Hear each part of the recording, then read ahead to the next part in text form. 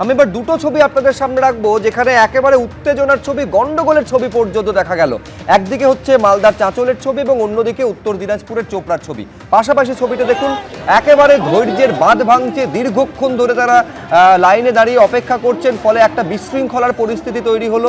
অন্যদিকে এইটা চাঁচলের ছবি দেখতে পাচ্ছেন যে একজন যুবকের সঙ্গে পুলিশের রীতিমতন ধস্তাধস্তি বেঁধে যায়। একটু পরিকল্পনার অভাবের জন্য এটা একটু হয়েছে।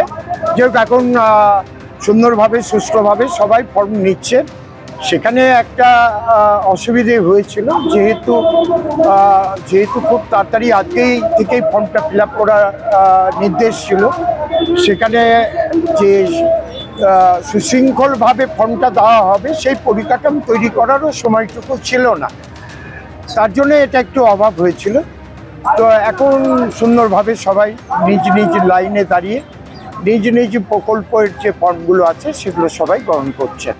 আমি শুরুতে রাহুল চক্রবর্তীর কাছে আসতে যাবো। রাহুল দা, একেবারে শুরুর দিনই হচ্ছে এই গন্ডগোল। আপনি শুনলেন যে তৃণমূল বিধায়ক তিনি নিজে বলছেন যে পরিকাঠামো পর্যাপ্ত নেই, পরিকল্পনার অভাব রয়েছে, তাড়াহুড়ো করে করতে হয়েছে। দর্শকেরা জানবেন যে এটা কিন্তু বাজেটে, অন্তর্বর্তী বাজেটে 15ই আগস্ট থেকে শুরু হওয়ার কথা ছিল, প্রায় 6 মাস এগিয়ে নিয়ে আসা হয়েছে। মানে ভোট বড় বালাই। না দেখো, ব্যাপারটা এইভাবে দেখলে হবে না। এটা যুব সাথী প্রকল্প বেসিক্যালি, এটা যুব সাথী প্রকল্প। আমরা বেকার ভাতা বলে যে নামই দিই না কেন, আজকে যেভাবে সাড়া পড়েছে সেটা প্রথম কথা। তুমি জেলায় জেলায় বলো, প্রত্যেকটা জায়গায় বলো, প্রত্যেকটি কেন্দ্রে বলো, যেভাবে সাড়া দিয়েছে, যেভাবে রেসপন্ড করছে, তাতে বোঝা যাচ্ছে মমতা বন্দ্যোপাধ্যায় মুখ্যমন্ত্রী পালসটা বোঝেন, মানুষের কি দরকার, কোন সময় কি দরকার। এটাকে এইভাবে ভাতা ভেবে দেখলে হবে না।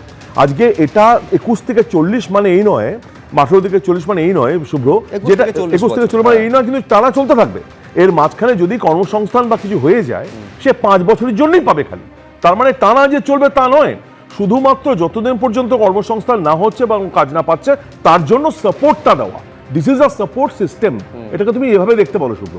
সুতরাং এখানে বিরোধীরা সেই রেই উঠছে, লক্ষ্মী ভান্ডার দিলেও সমস্যা, যুব সাথী প্রকল্পে যুবদের পাশে দাঁড়ালেও সমস্যা। তাহলে কনস্ট্রাকটিভটা কি? আমাদের গভর্নমেন্ট তো চাইবেই যে মানুষের পাশে দাঁড়ানো, যুবর পাশে দাঁড়ানো। সেই কাজটি মমতা বন্দ্যোপাধ্যায় করছেন, সেই কাজটা অভিষেক বন্দ্যোপাধ্যায় করছেন।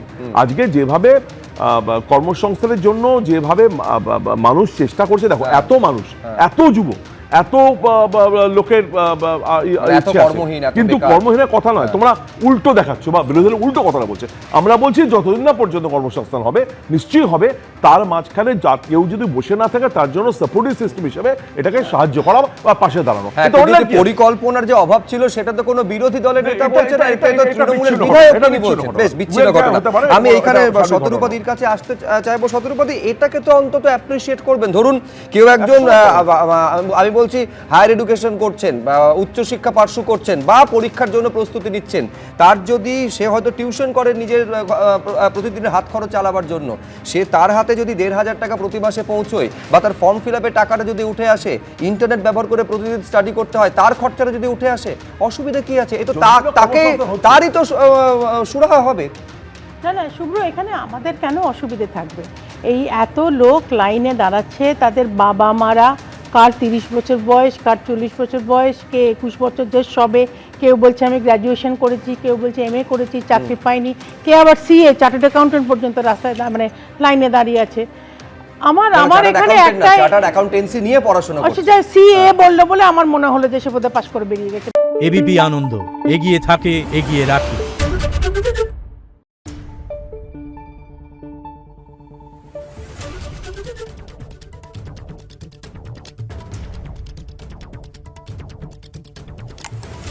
Thank you.